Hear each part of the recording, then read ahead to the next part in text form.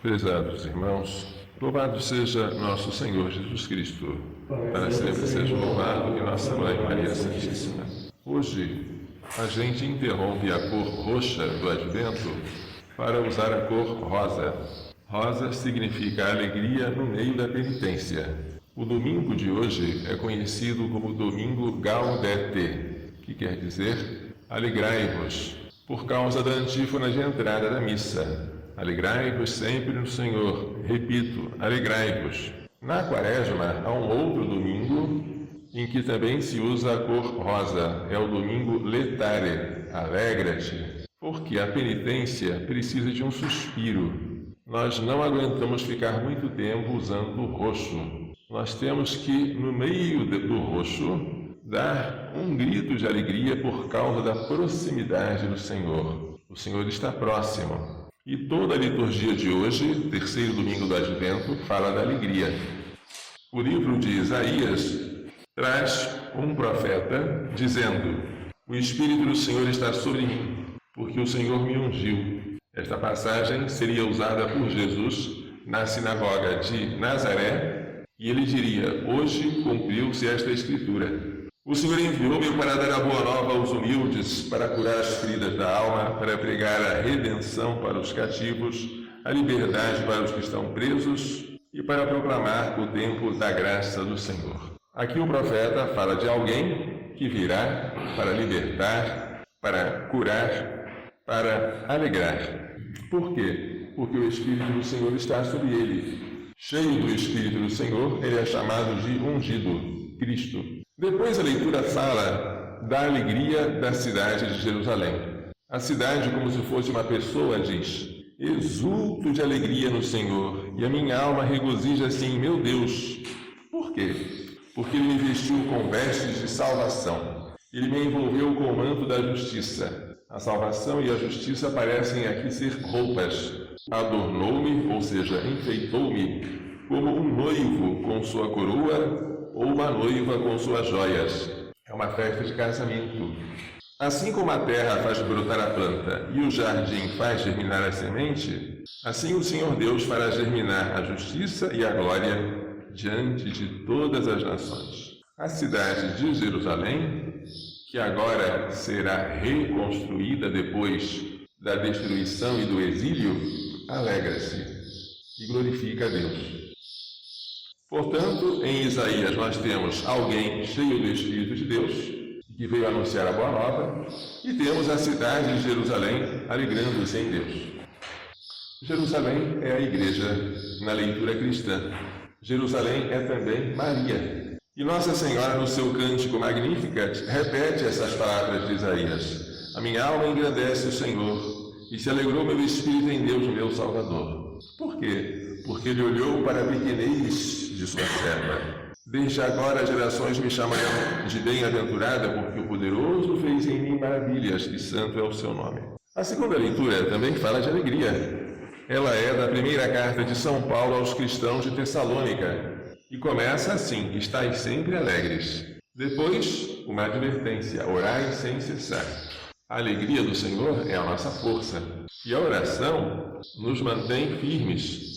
Em tudo dai graças, em tudo que acontecer, até nas coisas mais estranhas, dai graças. Devemos dar graças na ocasião das alegrias externas, mas também dar graças na hora da dor, porque tudo é graça. Porque esta é a vontade de Deus a vosso respeito, em Jesus Cristo. Não apagueis o Espírito, não extinguir o Espírito.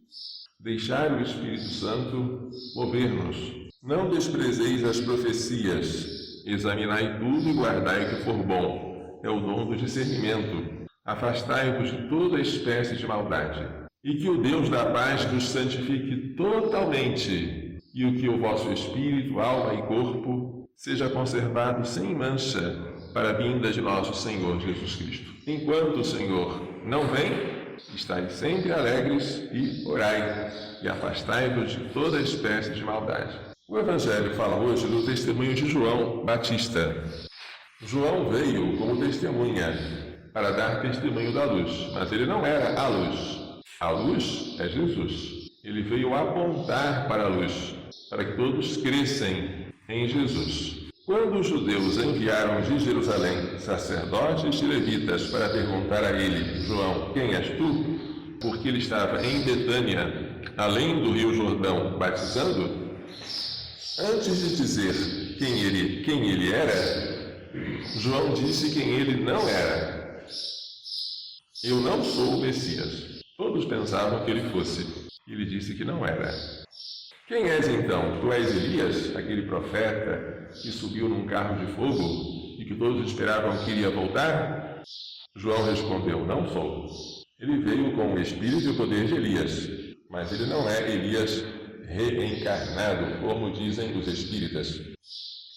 És tu o profeta? Quando os judeus falavam o profeta, referiam-se a uma profecia de Moisés, de que Deus enviaria um profeta como ele. Então as pessoas esperavam o profeta, não era qualquer profeta, como sendo alguém que ficaria no lugar de Moisés. Este profeta por excelência não é João, é Jesus. Jesus que veio nos dar uma nova lei, aperfeiçoando a antiga. Então João diz, não sou o profeta. Quem és afinal? Temos que levar uma resposta àqueles que nos enviaram. O que dizes de ti mesmo? O humilde começa dizendo quem ele não é. Depois ele diz o que sobra, o que ele é. João declarou, eu sou a voz que grita no deserto, citando aí o profeta Isaías. Aplainai o caminho do Senhor. Mas o que é a voz? A voz é um simples som. A voz desaparece rapidamente quando a gente fala. A voz passa, mas a palavra fica. Assim explica Santo Agostinho. Eu tenho a palavra no meu coração. Para que ela passe para o coração de vocês, eu falo. E quando eu falo, eu uso a voz. A voz passa, mas vocês que ouviram, agora conservam a palavra que estava só no meu coração, também no coração de vocês. A voz passa e a palavra fica. João disse, eu sou a voz. Por quê? Porque a palavra, que é Jesus, o verbo do Pai, iria permanecer para sempre. E João iria passar. Convém que ele cresça e eu diminua. Eu sou a voz. Eu aponto para ele. Este aqui é o Cordeiro de Deus que tira o pecado do mundo. Depois, deixa que os outros olhem para ele e se esqueçam de mim. Eu vos batizo com água, mas água é pouco. No meio de vós está aquele que vós não conheceis. Portanto, ele já veio, mas os judeus não percebem. Entre nós está, e não o conhecemos. Entre nós está, e nós o desprezamos. Que vem depois de mim. Eu não mereço desamarrar a correia de suas sandálias. Este que é tão maior que João Batista vai dar um novo batismo, um batismo em que ainda vai se usar água, mas que vai mergulhar-nos no Espírito Santo. E isso João Batista ainda não podia fazer. O batismo de João iria passar e o de Jesus iria permanecer, como permanece até hoje. João é alegre. Por quê? Porque ele é o amigo do esposo. Jesus veio para se casar com a igreja, numa festa de núpcias. A igreja é a esposa, Jesus é o esposo e João é o amigo do esposo. E ele se alegra ao ouvir a voz do esposo. E a sua alegria é completa, porque convém que ele cresça e que João diminua. João se alegra ao ver Jesus crescer, porque João é humilde. E é a humildade que nos faz grandes. Portanto, a proximidade da vinda de Jesus deve ser para nós causa de alegria.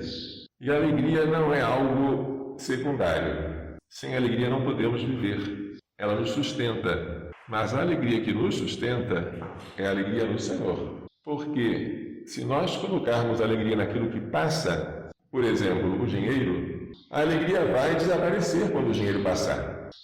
Se colocarmos a nossa alegria na saúde, a alegria passa quando a saúde passar. Se colocarmos a nossa alegria nos amigos, a alegria passa quando os amigos nos abandonarem. Mas se colocarmos a nossa alegria no Senhor, como o Senhor não passa, a nossa alegria também não passa. A alegria é espiritual, é interior, e ela se mistura com a dor. A alegria fazia com que os mártires fossem cantando salmos em direção às feras que iriam devorá-los. Esta alegria do Senhor, que é a nossa força, é que nós devemos pedir, cultivar, para não ficarmos fracos quando vier a tentação. A tristeza, dizia Dom Manuel Pestana, é a pior tentação do demônio, porque ela nos rói por dentro. Quando nos entristecemos pela tristeza segundo o mundo que leva à morte, nós desanimamos.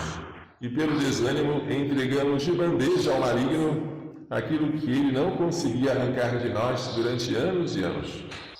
Por isso, para resistirmos ao maligno, temos que vigiar, temos que orar e temos que estar sempre alegres. Vamos pedir a Maria Santíssima, causa de nossa alegria, que nos trouxe o seu Filho Jesus, que nos faça entender e pôr em prática as lições desta liturgia. Louvado seja nosso Senhor Jesus Cristo, para sempre seja louvado, nossa Mãe Maria Santíssima.